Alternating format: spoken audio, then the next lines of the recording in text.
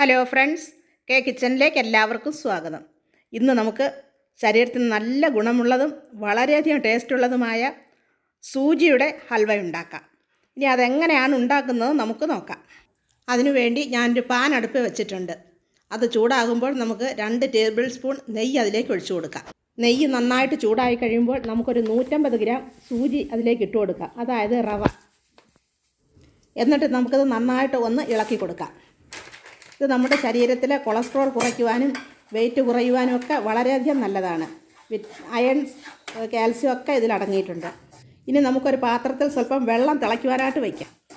എന്നിട്ട് നന്നായിട്ട് ബ്രൗൺ ആകുന്നത് വരെ നമുക്കിതൊന്ന് ഇളക്കി കൊടുക്കാം. നന്നായിട്ട് ബ്രൗൺ ആയി കഴിയുമ്പോൾ നമ്മൾ തിളച്ച വെള്ളം അതിലേക്ക് ഒഴിച്ചു കൊടുക്കണം. ഈ ഹൽവ ഇഷ്ടപ്പെടുകയാണെങ്കിൽ സബ്സ്ക്രൈബ് ചെയ്യണം, ലൈക്ക് ചെയ്യണം, എല്ലാവർക്കും ഒന്ന് അയച്ചു കൊടുക്കുകയും വേണം. അപ്പോൾ നമ്മൾ നന്നായിട്ട് ഇളക്കി എടുത്തിട്ടുണ്ട്. ഇനി നമുക്കതിലേക്ക് 2 ടീസ്പൂൺ പഞ്ചസാര ഇട്ട് കൊടുക്കാം. എന്നിട്ടത് മിക്സ് ചെയ്യാം. ഇനി നമുക്കതിലേക്ക് കുറച്ച് ഡ്രൈ ഫ്രൂട്ട്സ് ഇട്ട് കൊടുക്കാം.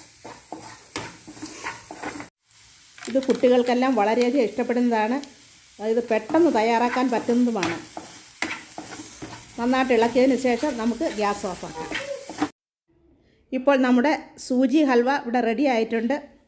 ഇത് എല്ലാവരും ഒന്ന് ഉണ്ടാക്കി നോക്കണം, പെട്ടെന്ന് തയ്യാറാക്കാൻ പറ്റുന്നതാണ്.